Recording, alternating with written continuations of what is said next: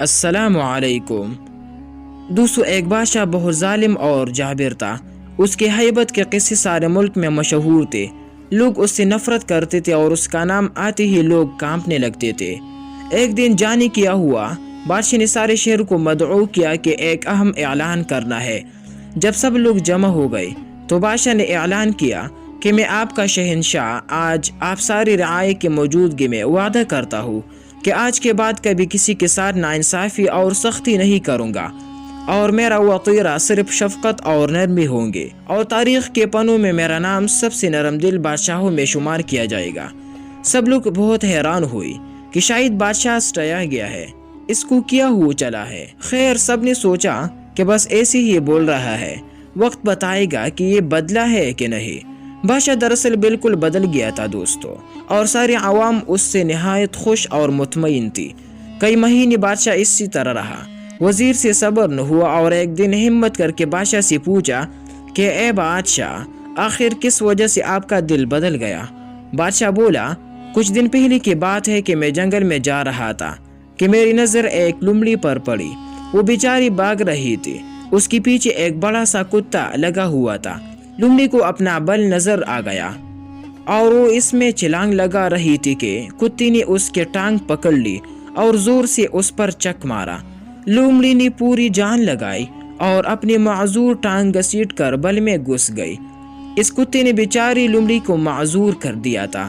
کچھ دیر بعد میں گاؤں میں پہنچا تو دیکھا کہ وہی خونخوار کتا ایک آدمی پر بھونکے جا رہا تھا۔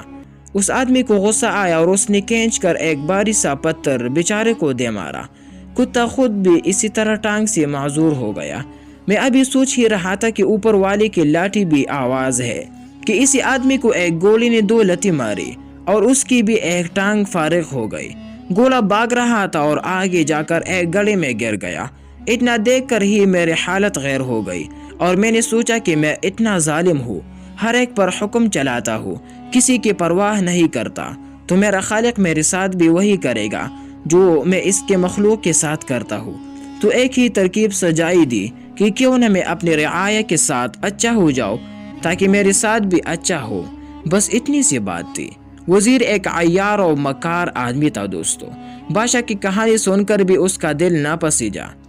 بے حس آدمی ادھر سے اٹھا اور دل میں سوچا کہ بادشاہ فارغ ہو گیا ہے، یہی وقت ہے کہ میں اس کا تخت ہتھیا لوں۔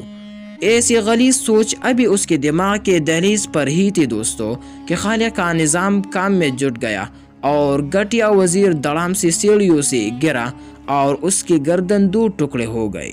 جیسے کرنی ویسے برنی۔ سبق دوستو، کسی کے ساتھ برا کر کے یہ مت سمجھو کہ کسی نے نہیں دیکھا میں بچ گیا۔ جو دیکھ رہا ہے جب وہ پکڑ کرتا ہے تو بڑے سے بڑا سلطان گھٹنے ٹیک دیتا ہے۔ اچھا کرو اور صلے کی امید لوگوں سے مت رکھو، اور برا کرو تو یاد رکھو کہ اب کہیں زمین پناہ نہیں دیں گے، اور پھر چپ کر کے اپنے گناہوں کا خمیازہ بک دو۔ بہترین حکمت عملی، نہ برا سوچو نہ برا کرو۔